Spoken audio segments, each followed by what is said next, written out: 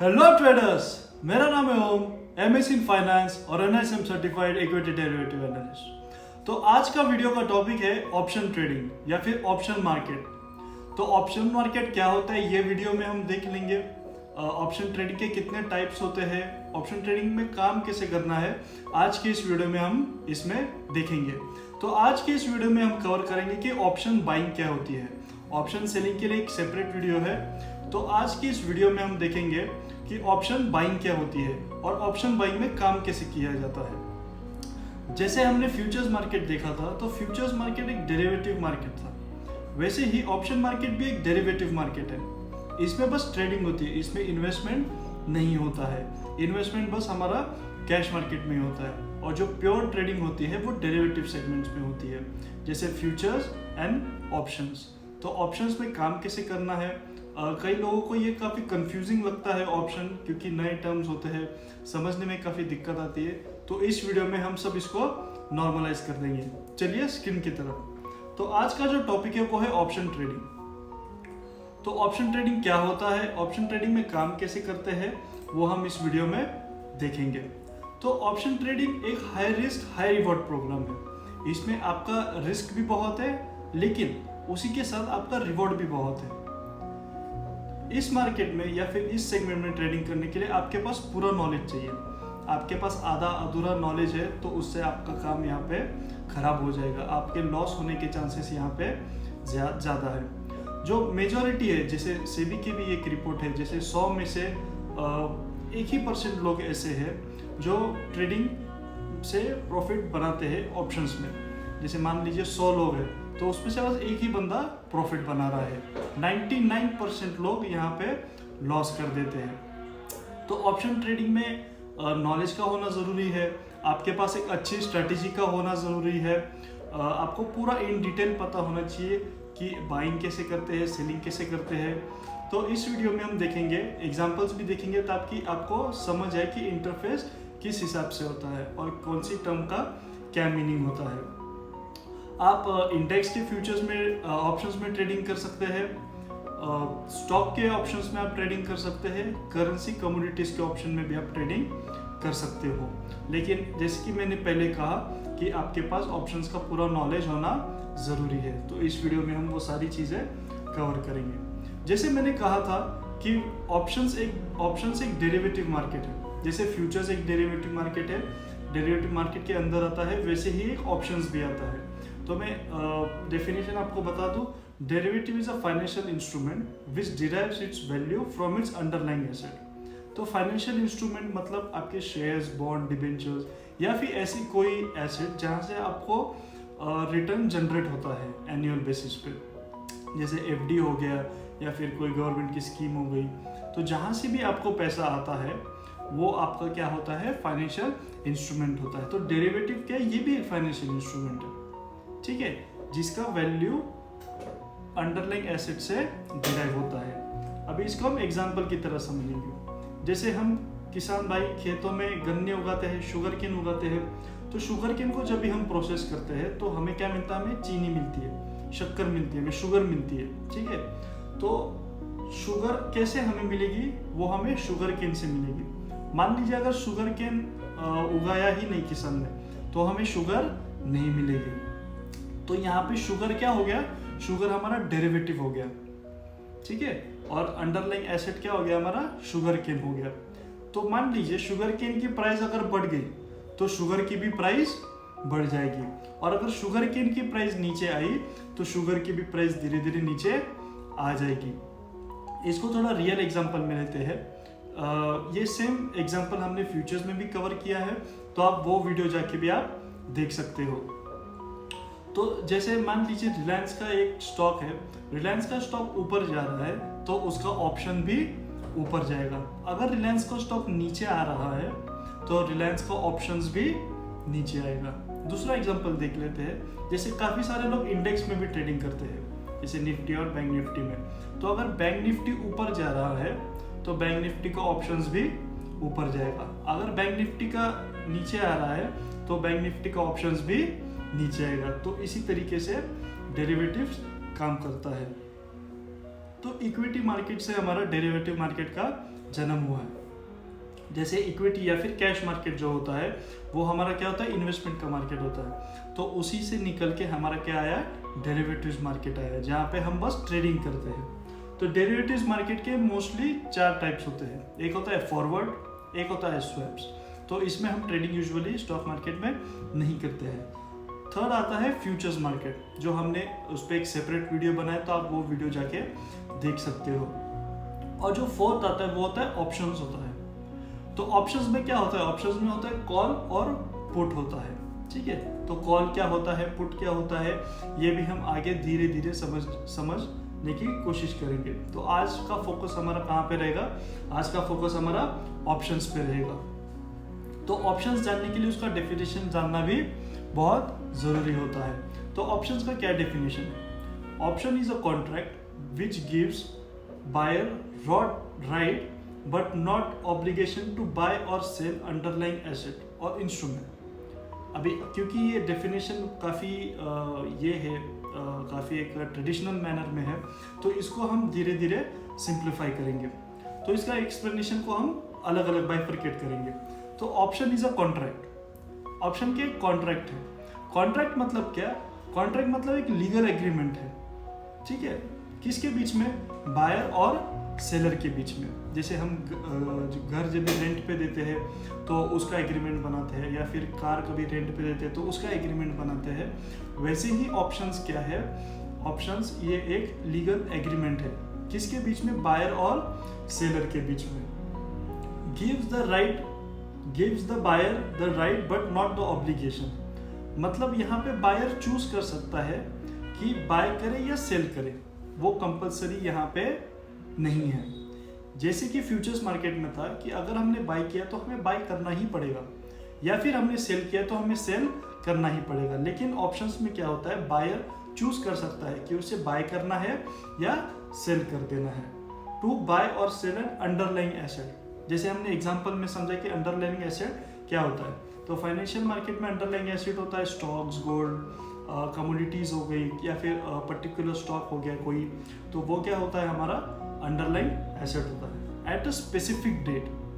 तो specific date मतलब क्या होता है, आपकी एक्सपायरी डेट होती है। जैसे हमने फ्यूचर्स में देखा था कि वहाँ पे एक्सपायरी डेट होती है, एवरी मंथ हमारा एक्सपायरी होता है। वैसे ही ऑप्शंस के कॉन्ट्रैक्ट में भी एक्सपायरी होती है, कुछ की वीकली एक्सपायरी है और कुछ की मंथली एक्सपायरी है, depending on the form of the option. Form of the option मतलब कॉल या फिर पुट, वो हम देखेंगे कि फॉर्म ऑफ ऑप्शन क्या होता है। तो ऑप्शन का ये डेफिनेशन है, ठीक है।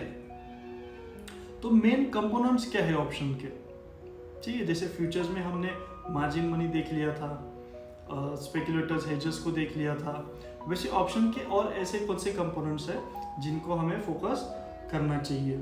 यहाँ पे आपको फुल पेमेंट नहीं देना है। जैसे कैश मार्केट में हम फुल पेमेंट देते थे, ठीक है, सारा पैसा दे दिया और हमने स्टॉक खरीद लिया। फ्यूचर्स मार्केट में हम मार्जिन मनी देते थे, 15 to 20% जो भी हमारा मार्जिन मनी था वो हम उसको देके वो फ्यूचर्स बाय कर लेते थे। लेकिन ऑप्शन में क्या होता है, ऑप्शन में हम प्रीमियम देते हैं, ठीक है। हम यहाँ पे क्या करते हैं, ट्रेडिंग करने के लिए, बाय या फिर सेल करने के लिए हम यहाँ पे प्रीमियम देते हैं। तो प्रीमियम से क्या होता है कि जब भी आप उसको प्रीमियम देते हो तभी आपको वो ऑप्शन वहाँ पे आपको मिल जाता है। जैसे हम इसको एग्जांपल की तरह समझते हैं, जैसे फॉर एग्जांपल एक ओम बिल्डर्स है, तो वो एक बहुत बड़ा रेसिडेंशियल प्रोजेक्ट बना रहे हैं, ठीक है। मुंबई में एक बहुत बड़ा रेसिडेंशियल प्रोजेक्ट बना रहे हैं, जिसका पोजीशन उनको जो लेंगे उनको 2 साल बाद मिलेगा, ठीक है। लेकिन आपको वो फ्लैट बुक करने के लिए आपको टोकन मनी देना पड़ेगा, ठीक है। मान लीजिए फॉर एग्जांपल घर आपका है 12 लाख का, तो आपको 2 लाख रुपए टोकन देना पड़ेगा। तो आपने उसको बुक कर लिया और आपको बाकी का 10 लाख रुपया देना पड़ेगा जब भी आपको पोजीशन 2 साल के बाद एक स्पेसिफिक डेट पे आपको मिलेगा, तभी आपको पैसा देना है, ठीक है। इसी तरीके से होता है, आप एक टोकन मनी देते हो, उसको लॉक कर लेते हो और जब भी आपको वो चीज़ मिलती है तभी आप उसका पूरा पेमेंट कर देते हो। तो सिनेरियो 1 में क्या होगा कि सिनेरियो 2 साल बाद सिनेरियो ए में क्या होगा कि बिल्डिंग बन के खड़ी हो गई, एकदम चकाचक चमक रही है बिल्डिंग, और उसी टाइम पे क्या हुआ, मान लीजिए प्रॉपर्टी के रेट्स भी ऊपर चले गए, तो आपको वो डील अट्रैक्टिव लग रही है, यानी कि मैं उसको पूरा पैसा देके, जो रिमेनिंग 10 लाख रुपीस है, मैं उसको देके वो पूरा फ्लैट अपने कब्जे में ले लूंगा। ठीक है, तो ये सिनेरियो, आप खुश हो क्योंकि आप फिर आपको वो फ्लैट अच्छे तरीके से मिल गया, तो आपने ये ट्रांजैक्शन को पूरा किया। ठीक है, सेकेंड सिनेरियो में क्या होगा कि मान लीजिए प्रॉपर्टी के रेट्स नीचे आ गए, या फिर बिल्डर ने कुछ अच्छे से कंस्ट्रक्शन नहीं किया है, एम्यूनिटीज प्रोवाइड नहीं किए, तो फिर आप वो घर का पोजीशन आप पैसा देके नहीं लोगे। तो यहाँ पे आपका 12 लाख का लॉस हुआ क्या टोटल? तो नहीं, आपका कितना लाख का लॉस हुआ? आपका बस टोकन मनी गया है, आपका 10 लाख रुपए बचा है, अभी भी आपके पास है, तो आप उसको दूसरी जगह पे भी इन्वेस्ट कर सकते हो।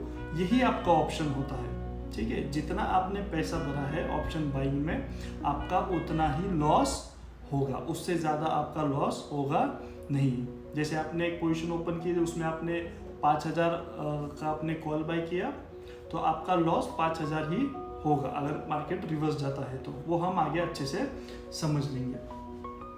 तो टाइप्स ऑफ ऑप्शंस क्या होते हैं, यहाँ पे काफ़ी लोग कंफ्यूज हो जाते हैं। तो टाइप्स ऑफ ऑप्शन होते हैं, 2 ऑप्शन होते हैं, एक होता है कॉल, दूसरा होता है पुट। तो कॉल क्या होता है, आपको मैं आसानी से समझाता हूँ।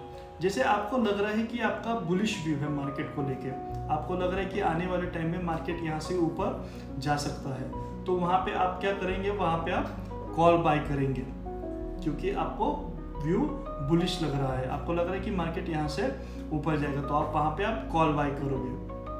तो उसको हम डिनोट कैसा करते हैं, CE से करते हैं। तो CE का फुल फॉर्म क्या हुआ, कॉल यूरोपियन, क्योंकि हम यूरोपियन स्टाइल्स ऑफ ऑप्शंस को फॉलो करते हैं। दूसरा सेकंड टाइप होता है पुट का होता है। तो पुट मतलब जैसे मान लीजिए आपका व्यू बेरिश है और आपको लग रहा है कि मार्केट यहाँ से नीचे आ जाएगा, या फिर नीचे आने वाला है, या फिर धीरे धीरे आ रहा है, तो वहाँ पे आप पुट बाय करेंगे। ठीक है, वहाँ पे आप पुट बाय करेंगे। क्यों करेंगे? क्योंकि आपका व्यू बेरिश है। तो उसको हम डिनोट कैसा करते हैं, PE से हम उसको डिनोट करते हैं। P मतलब पुट हो गया और E मतलब यूरोपियन हो गया।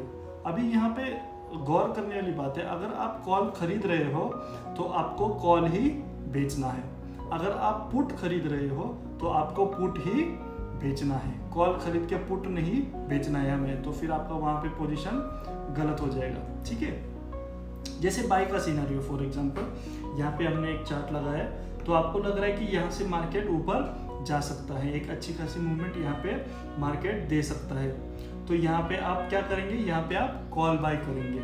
ठीक है, क्योंकि आपका व्यू वहाँ से बुलिश है।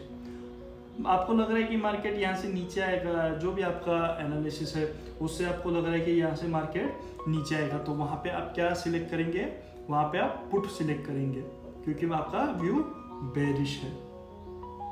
तो जैसे कि कहा कि हम European styles of option use करते हैं। यूरोपियन स्टाइल्स ऑफ ऑप्शन में क्या होता है, वहाँ पे वीकली स्पेसिफाइड होती है, कॉन्ट्रैक्ट स्पेसिफाइड होता है, और अमेरिकन में क्या होता है कि वहाँ पे एक्सपायरी स्पेसिफाइड नहीं होती, वो आपस में म्यूचुअल अंडरस्टैंडिंग में एक्सपायरी डेट डिक्लेयर कर देते हैं। तो हम इंडिया में यूरोपियन ऑप्शन को हम फॉलो करते हैं। तो ऑप्शन का पर्पस क्या है, जैसे हम कैश मार्केट का पर्पस है इन्वेस्टमेंट करना लॉन्ग टर्म या फिर शॉर्ट टर्म के लिए, फ्यूचर्स का है कि आप ट्रेडिंग कीजिए, आप उससे हेजिंग कीजिए आपके पोजीशन को, तो वो उसका पर्पस है। और ऑप्शन का भी पर्पस लगभग सेम ही है। आप ऑप्शन से पैसा भी बना सकते हो बाय सेल करके, या फिर डे टू डे ट्रेडर्स जो होते हैं वो ऑप्शन से भी पैसा कमा सकते हैं। दूसरा होता है हेजिंग, हेज करके आप अपना पोजीशन भी यहाँ पे क्रिएट कर सकते हो, ताकि आपका जो भी लॉसेस को अवॉइड करना है वो आप उसको अवॉइड कर सकते हो। और तीसरा आता है आर्बिट्रेज। तो आर्बिट्राज ये होता है कि प्राइस डिफरेंस जो भी होता है स्टॉक मार्केट में, उससे आप पैसा कमाते हो। जैसे कैलेंडर आर्बिट्रेज हो गया, put call put parity expiry arbitrage हो गया, जो कि एक्सपायरी पे होता है, उसको करते हैं यूजुअली। तो यहाँ पे आपका प्राइस डिफरेंस होता है, तो वहाँ पे आप आर्बिट्राज कर सकते हो। तो मोटा मोटा यहाँ पे 3 जो टाइप्स है जहाँ पे आप ऑप्शंस को यूज़ कर सकते हो। मेजरली तो ऑप्शन ट्रेडिंग के पर्पस के लिए ही यूज होता है। तो टाइप्स ऑफ ऑप्शन क्या है, ठीक है, ये समझना भी बहुत ज़रूरी है कि हमें कौन सा कॉन्ट्रैक्ट सिलेक्ट करना है। तो यहाँ पे 3 टाइप ऑफ कॉन्ट्रैक्ट होते हैं। एक होता है इन द मनी, दूसरा होता है एट द मनी, और तीसरा होता है आउट ऑफ द मनी, ठीक है, in the money, at the money और आउट ऑफ द मनी। अभी मान लीजिए फॉर एग्जांपल निफ्टी चल रहा है 24,000 पे, ठीक है, और आपको लग रहा है कि यहाँ से इसका व्यू ऊपर है, या फिर मैं इसको व्यू इसका बुलिश देख रहा हूँ, तो आप क्या बाय करेंगे, आप यहाँ पे कॉल बाय करेंगे। तो जैसे ही आप कॉल बाय करेंगे तो आपके सामने आएगा कि कौन सी स्ट्राइक प्राइस का, ठीक है, स्ट्राइक प्राइस क्या होती है ये हम आगे देख लेंगे। तो स्ट्राइक प्राइस मतलब क्या होता है, जैसे मान लीजिए 24,000 पे मार्केट चल रहा है और आपको कॉल बाय करना है क्योंकि आपका व्यू यहाँ पे बुलिश है। तो स्ट्राइक प्राइस मतलब क्या होता है कि जो आपका प्राइस चल रहा है मार्केट में उसके आसपास का आप एक स्ट्राइक प्राइस सिलेक्ट करते हो, उसी को कहते हैं हम टाइप्स ऑफ ऑप्शन कॉन्ट्रैक्ट। जैसे मान लीजिए 24,000 चल रहा है तो आपने 24,000 का ही स्ट्राइक प्राइस यहाँ पे सिलेक्ट किया, तो आपका क्या हो गया, एट द मनी का आपने कॉन्ट्रैक्ट यहाँ पे सिलेक्ट किया है, ठीक है, जो अभी चल रहा है एट दिस मोमेंट 24,000 चल रहा है, इसलिए ये क्या है, एट द मनी है। इन द मनी क्या होता है, जो प्राइस गुजर चुका है, जैसे 23,000, तो मान लीजिए 24,000 के आसपास चल रहा है, आपका व्यू अभी भी बुलिश है तो आप कॉल बाय करोगे, लेकिन आप 23,000 का आप यहाँ पे स्ट्राइक प्राइस सिलेक्ट करोगे। तीसरा होता है आउट ऑफ द मनी, यानी कि जो प्राइस अभी तक आया ही नहीं है, जैसे 24,000 चल रहा है, आपका व्यू बुलिश है, आपने कॉल बाय किया, तो आउट ऑफ द मनी मतलब ऊपर का हो गया, ठीक है, जो प्राइस अभी तक आया नहीं है। तो आप जैसे मान लीजिए 25,000, तो वहाँ पे 25,000 प्राइस आए नहीं, लेकिन आपने उसको बाय करके रखा है। आपको ट्रेडिंग एट द मनी में या फिर इन द मनी में आपको ट्रेडिंग करना ज़रूरी है या फिर कंपलसरी है, ठीक है। आउट ऑफ द मनी में क्यों नहीं होता, क्यों अवॉइड करना चाहिए या फिर कैसे ट्रेड करना चाहिए, वो हम आगे देखेंगे। तो एट द मनी में क्या होता है, एट द मनी में जो करंट प्राइस चल रहा है उसका सेम स्ट्राइक प्राइस आप सिलेक्ट करते हो तो वो आपका एट द मनी हो जाता है। तो उसमें क्या होता है, इंट्रिंसिक वैल्यू नहीं होता उसमें, और प्रीमियम धीरे धीरे 0 तक आ जाता है, प्रीमियम जो हम पे करते हैं, ठीक है। इंट्रिंसिक वैल्यू क्या होता है ये भी हम आगे देख लेंगे, ठीक है। इन द मनी में क्या होता है कि इसमें इंट्रिंसिक वैल्यू होता है, ठीक है, और ये एक्सपायरी जैसे पास एक्सपायरी आती है, due to time decay in option आपका जो प्रीमियम है वो धीरे धीरे 0 हो जाता है, लेकिन इन द मनी में आपका प्रीमियम 0 नहीं होगा। यही आउट ऑफ द मनी में इसमें ना तो इंट्रिंसिक वैल्यू होता है और ना ही इसमें एक्सपायरी के टाइम पे वो सस्टेन करेगा, ये क्या हो जाएगा, 0 हो जाएगा, ठीक है, ये पूरा 0 हो जाएगा। तो वो क्यों होगा, कैसे होगा, प्रीमियम कैसे कैलकुलेट करते हैं, ये सब हम अभी धीरे धीरे देखेंगे। उसके पहले हम देखेंगे कि स्पॉट प्राइस क्या होता है। तो स्पॉट प्राइस मतलब एक्चुअल प्राइस, जैसे कैश का प्राइस हो गया, ठीक है, जैसे एक्सिस बैंक का कैश है तो कैश अगर ऊपर जा रहा है तो उसका फ्यूचर्स भी ऊपर जाएगा और उसका ऑप्शंस भी ऊपर जाएगा। तो स्पॉट मतलब बेसिकली कैश का प्राइस रहता है, ठीक है।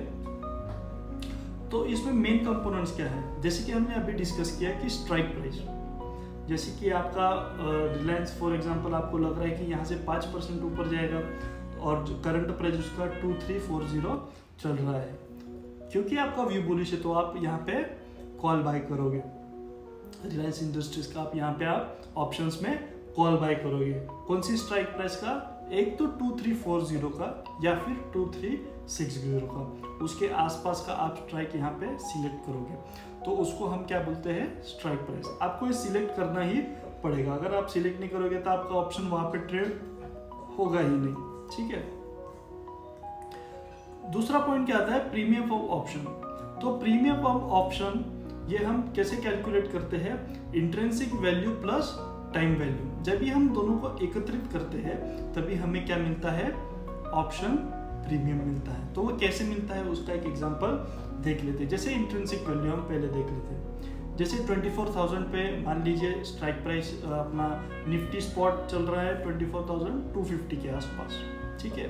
तो जैसे कि हमने कहा कि आपको एक तो एट द मनी सिलेक्ट करना है या फिर इन द मनी सिलेक्ट करना है। आउट ऑफ द मनी हमें सिलेक्ट नहीं करना है क्योंकि उसमें टाइम वैल्यू और इंट्रिंसिक वैल्यू नहीं होता है। एट द मनी और इन द मनी में टाइम वैल्यू इंट्रिंसिक वैल्यू अच्छा होता है, ठीक है। जैसे मान लीजिए निफ्टी स्पॉट चल रहा है 24,250, तो आपको स्ट्राइक प्राइस सिलेक्ट करना पड़ेगा। तो आपने स्ट्राइक प्राइस सिलेक्ट किया, तो आपने strike price in the money का सिलेक्ट किया जो प्राइस हो चुका है, जो कि है 24,000, ठीक है। और यहाँ पे हम कितना ऑप्शन प्रीमियम दे रहे हैं, 300 दे रहे हैं, ठीक है।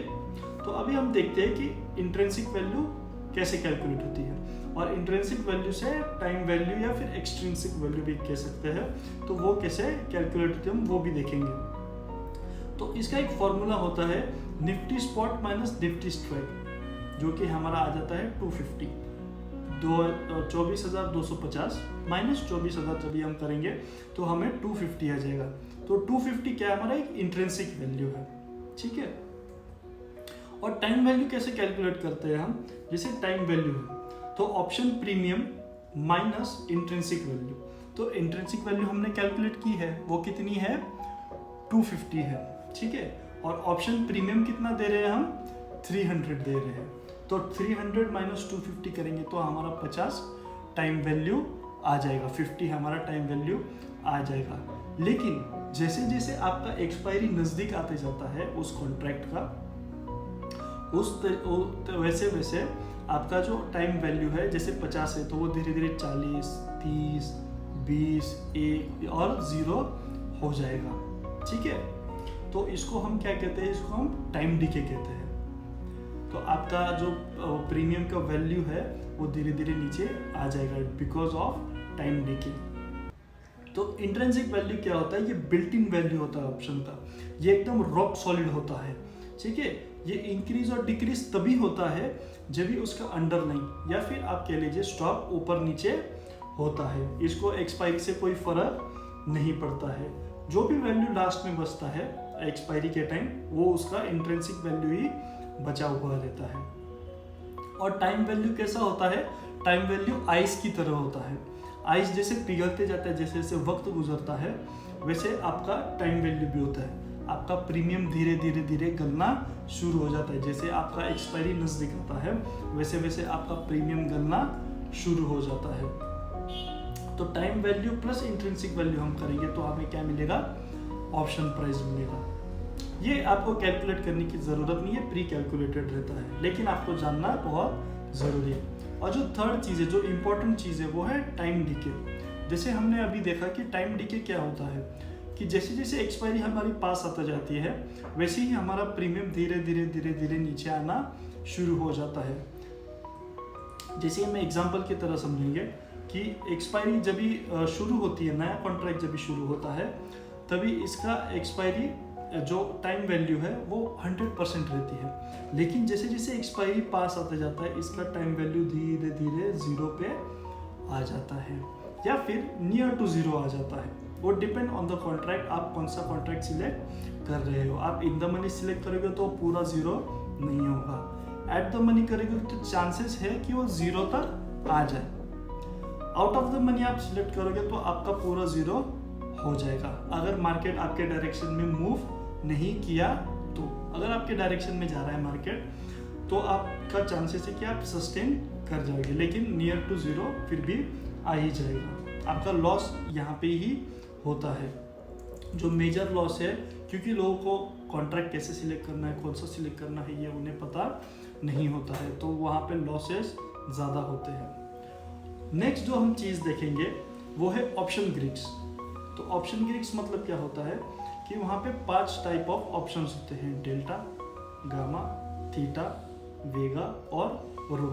तो हमारे ये 5 ऑप्शन ग्रिड होते हैं जो कि हम इसमें यूज करते हैं। तो अभी हम देखेंगे कि ऑप्शन ग्रिड्स क्या होता है और ऑप्शन ग्रिड्स को हम एनालिसिस कैसे करते हैं।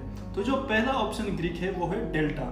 तो डेल्टा क्या है, delta measures how much the option price changes with 1 point move in underlying stock। मतलब अंडरलाइंग एसेट में अगर मान लीजिए 1 रुपया बढ़ गया तो उसका इफेक्ट ऑप्शन प्राइस में कितना होगा, ठीक है। मतलब अंडरलाइंग एसेट मान लीजिए 1 रुपया ऊपर चला गया तो ऑप्शन के प्राइस में कितना चेंज होगा ये कौन देखता है, ये डेल्टा देखता है, ठीक है। फॉर सेलर जो ऑप्शन सेलिंग करते हैं उनके लिए डेल्टा क्या एक डायरेक्शनल रिस्क दिखाता है, ठीक है। आपका डेल्टा अगर ज्यादा है, हाई डेल्टा है आपका, ठीक है, तो आपका प्राइस में मूवमेंट होने का चांसेस बहुत ज़्यादा, मतलब वोलेटाइल होने का चांसेस बहुत है। तो और डेल्टा हमें यही मेजर करता है। तो मान लीजिए एक डेल्टा है जिसका 0.30 का डेल्टा है, ठीक है, जो प्लस में है। एंड मान लीजिए स्टॉक जो उसका अंडरलाइंग एसेट है वो 1 रुपया ऊपर चला गया तो ऑप्शन प्राइस कितने से इंक्रीज होगा, 0.30 से वो इंक्रीज होगा, ठीक है। या फिर वो अगर उल्टा भी गया, आपने बाई किया और वो नीचे आ गया 1 रुपया तो आपका वहां पे लॉस हो जाएगा। सेकंड क्या आता है, सेकंड आता है गामा। गामा क्या मेजर करता है कि कितना डेल्टा चेंज हुआ है जब ये स्टॉक के प्राइस में चेंज हुआ था। इसको हम थोड़े से टेक्निकल टर्म्स में इसको हम थर्ड पार्टी भी कहते हैं, ठीक है। मतलब डेल्टा ऑप्शन प्राइस पे नजर रखता है, ठीक है, और गामा डेल्टा पे नजर रखता है कि तू कितना चेंज हुआ जब भी अंडरलाइन जो स्टॉक है वो जब भी 1 रुपये से बढ़ा था, ठीक है। हाई गामा मतलब क्या होता है, डेल्टा चेंजेस रैपिडली, ज़्यादा चेंज होता है, हाई गामा रहेगा तो डेल्टा बहुत वोलेटाइल हो जाएगा। सेलर्स के लिए क्या होता है कि वो लोअर गामा प्रेफर करते हैं, जब भी एक्सपायरी पास आती है तो लोअर गामा, क्योंकि वोलेटिलिटी फिर कम हो जाता है, ठीक है। मान लीजिए गामा 0.05 है और स्टॉक 1 रुपये से बढ़ गया तो स्टॉक 1 रुपये से बढ़ा है और 0.05 का गामा है तो हमें प्रॉफिट कितना होगा, 0.05 का प्रॉफिट होगा। ये एम्पलीफाई हो सकता है आपका पोजीशन प्रॉफिट में है या लॉस में है। थीटा जो टाइम लिखे हमने पहले देखा था कि जैसे जैसे आपका एक्सपायरी पास आते जाता है वैसे वैसे आपका ऑप्शन प्रीमियम धीरे धीरे धीरे धीरे कम हो जाता है। उसी को हम ऑप्शन ग्रीक्स में थीटा कहते हैं या फिर हम कहते हैं टाइम डिके कहते हैं, ठीक है। इसका बेनिफिट मेजरली सेलर्स को होता है जो ऑप्शन सेल करते हैं। ऑप्शन बायर्स जो होते हैं, ऑप्शन बायर्स को इसका सबसे बड़ा डिसएडवांटेज है क्योंकि आपने बाई किया है और आपने एक्सपायरी तक होल्ड किया है तो आपका प्रीमियम धीरे धीरे जीरो की तरफ आ जाएगा, ठीक है। तो मतलब ये पॉजिटिव है सेलर्स के लिए और ये नेगेटिव है बायर्स के लिए। जैसे हमने यहाँ पे एग्जांपल लिया है, थर्सडे को 120 रुपया प्राइस था, फ्राइडे को 100 हो गया, मंडे को 80 हो गया, ट्यूसडे को 60 हो गया, वेडनेसडे को 20 हो गया। तो इसी तरीके से ऑप्शन प्रीमियम यहाँ पे काम करता है, धीरे धीरे धीरे कम होते होते चला जाएगा। जैसे हमने एग्जांपल भी देखा था कि एक्सपायरी शुरू हुई है तो तभी 100% था और जैसे एक्सपायरी पास आई तो वो 0 हो गया, ठीक है, नियर टू 0 भी आ जाता है। फोर्थ क्या होता है, हमारा वेगा होता है। तो वेगा क्या होता है कि मान लीजिए ये इम्प्लाइड वोलेटिलिटी को चेक करता है। Vega measures the change in option price for each 1% change in implied volatility. मतलब इम्प्लाइड वोलेटिलिटी में 1% चेंज हुआ तो उसका इफेक्ट क्या होगा ये हमें वेगा बताता है। तो ये टेबल को हम समझ लेते हैं। जैसे यहाँ पे है आईवी लेवल है जो कि इम्प्लाइड वोलेटिलिटी लेवल है, एक है स्ट्रेटेजी और एक है क्यू। तो पहला क्या है, हाई इम्प्लाइड वोलेटिलिटी, ज़्यादा इम्प्लाइड वोलेटिलिटी। तो यहाँ पे क्या है, हम ऑप्शन सेल कर देते हैं क्योंकि वो ओवर प्राइस्ड हो जाता है। क्यों? क्योंकि प्रीमियम ज़्यादा बढ़ जाते हैं, मतलब ओवर एक्सप्लॉइट, ओवर इन्फ्लेटेड हो जाता है।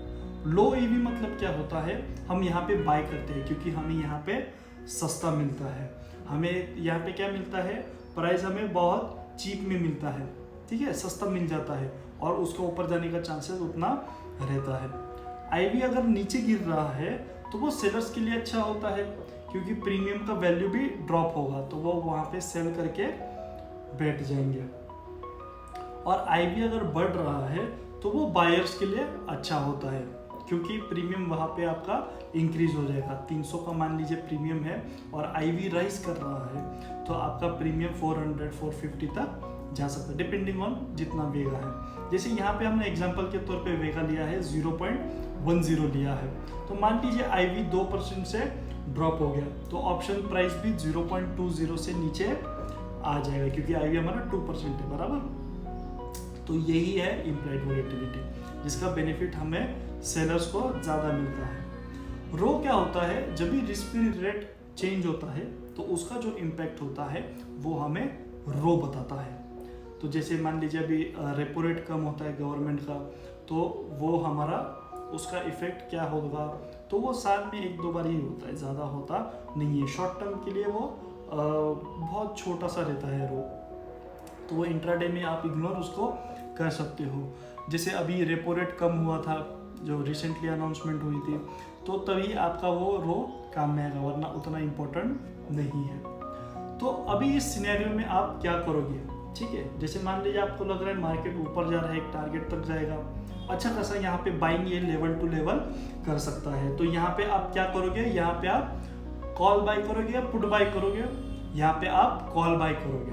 कॉल बाय मतलब करोगे मतलब क्या, आपका व्यू यहाँ पे बुलिश है। तो इसका एग्जांपल देख लेते हैं ताकि आपको ये समझ आएगा, क्योंकि ये सिमिलर इंटरफेस आप जब भी ट्रेडिंग करोगे तभी आपको दिखाई देगा। मान लीजिए यहाँ से मेरा व्यू है कि यहाँ तक प्राइस जाना चाहिए, ठीक है। तो जैसे current market price bank Nifty का स्पॉट चल रहा है 52,350, ये एग्जांपल, इसको सीरियसली या फिर एज ए रिकमेंडेशन ना लें। तो ये करंट मार्केट प्राइस है 52,350, ठीक है, जो बैंक निफ्टी स्पॉट चल रहा है, और मेरा व्यू बुलिश है, ठीक है, और मैं एट द मनी बाय करता हूँ क्योंकि मुझे मेरा ज़्यादा लॉस नहीं चाहिए, ठीक है। मेरा स्टेबल लॉस या फिर स्टेबिलिटी चाहिए मेरे को, इसलिए मैंने एट द मनी सिलेक्ट किया है। तो एट द मनी सिलेक्ट किया मतलब कौन सा कॉन्ट्रैक्ट सिलेक्ट करूंगा मैं, 52,300 का सिलेक्ट करूंगा, और क्योंकि मेरा व्यू बुलिश है इसलिए मैं कॉल बाय करूंगा, ठीक है, CE call, European call by करूंगा। प्रीमियम कितना चल रहा है उसका, 600 रुपीज चल रहा है, और लॉट साइज कितना है, 30 लॉट साइज है। तो टोटल वैल्यू ऑफ कॉन्ट्रैक्ट कितना हुआ, 30 × 600 हमारा हुआ 18,000 रुपीज। तो हमें उस कॉन्ट्रैक्ट को बाय करने के लिए हमारे पास 18,000 होना जरूरी है। तो मान लीजिए अगर ये बाय नहीं कर रहा, ये सेलिंग में चला गया, तो आपका लॉस कितना होगा, 18,000 ही आपका लॉस होगा। ऑप्शन बाइंग में जितना आपने प्रीमियम भरा है उतना ही आपका लॉस होगा, उससे ज़्यादा आपका लॉस होगा नहीं। यहाँ पे लिमिटेड लॉस है और अनलिमिटेड प्रॉफिट है, ठीक है। ऑप्शन बाइंग का ये सिंपल 2 शब्दों में इसको समझाने का तरीका है कि आपका लिमिटेड लॉस है और अनलिमिटेड प्रॉफिट है। जैसे मार्केट मान लीजिए नीचे आ रहा है, आपको लग रहा है यहाँ से सेलिंग शुरू हो जाएगा, तो यह इस सिनेरियो में आप क्या करोगे, यहाँ पे आप पुट बाय करोगे, ठीक है। आप यहाँ पे पुट सिलेक्ट करोगे, पुट यूरोपियन आप यहाँ पे PE आप यहाँ पे सिलेक्ट करोगे।